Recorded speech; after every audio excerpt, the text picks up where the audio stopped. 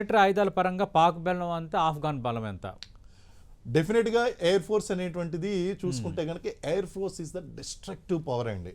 మీకు air supremacy ఎవరైతే maintain చేస్తారో, మిజైల్ పవర్స్ ఎవరి దగ్గర అయితే ఉంటాయి, ఈ విధంగా కనుక చూస్తే కనుక first of all Talibans are not properly trained. కానీ తాలిబన్స్ ఆఫ్ఘనిస్తాన్ యొక్క ధైర్యం ఏంటి అంటే గెరిల్లా వార్ఫేర్. గెరిల్లా వార్ఫేర్ అంటే మాటు వేసి మట్టు పట్టడం. ఒక చోట ఉండరు, వస్తారు, అటాక్ చేసేస్తారు. వాళ్ళు ఎంత సింక్రనైజ్ గా ఈ రోజు అటాక్ చేశారు అంటే దాదాపు 35 ప్లేసుల్లో సింక్రనైజ్డ్ గా అప్రాక్సిమేట్లీ ఎన్ని ప్లేసెస్ లో సింక్రనైజ్డ్ అటాక్ చేశారు. టైమింగ్ అనేటువంటి చూసుకున్నారు, ఒకేసారి చేసి కన్ఫ్యూజ్ చేసి పడేశారు. రెండోది ఇంకోటి ఏంటంటే పాకిస్తాన్ ఆర్మీలో ఉన్నటువంటి పెద్ద డ్రాబ్యాక్ ఏంటి అంటే వాళ్ళు తాలిబన్స్ చూసి పారిపోతారు, వాళ్ళు నిలబడలేరు. ఎంత ట్రైన్డ్ పీపుల్ అయినప్పటికీ కూడా ఆఫీసర్ లాట్ అనేటువంటిది ఓకే, వాళ్ళని పక్కన పెడదాం.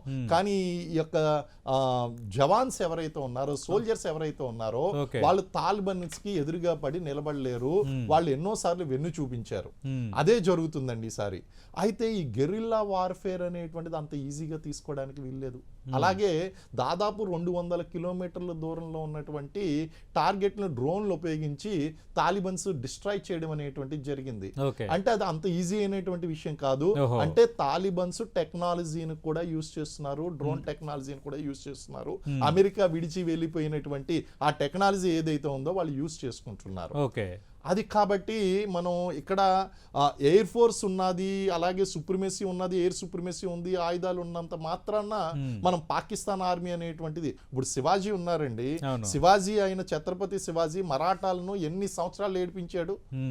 ఆ తర్వాత మొఘళ్ళు ఆ యొక్క మధ్య భారతదేశాన్ని దాటి దక్కన్ వైపు రావడానికి కొన్ని సంవత్సరాలు పట్టింది. ఆఖరికి అదే డిస్సాటిస్ఫాక్షన్తో ఔరంగజేబ్ చనిపోవడం అనేటువంటిది కూడా జరిగిందండి. దీనికి కారణం ఛత్రపతి శివాజీని తిరుగులేనటువంటి నాయకుడిగా చేసింది ఏంటంటే గెరిల్లా వార్ఫేర్.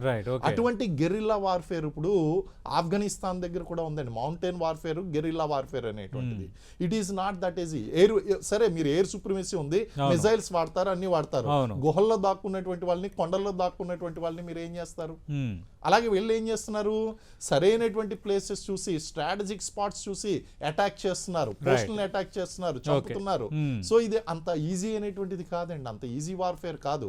కాబట్టి ఆ టెక్నాలజీ పరంగా పాకిస్తాన్ ఉన్నప్పటికీ కూడా ఇక్కడ ఫైటింగ్ పరంగా 20 సంవత్సరాల పాటు అక్కడ పాకిస్తాన్ దళాలతో వాళ్ళు పోరాటం చేసి ఆరితేరు ఉన్నారు. ఈజీ అనేటువంటి విషయం కాదు వీళ్ళతో యుద్ధం.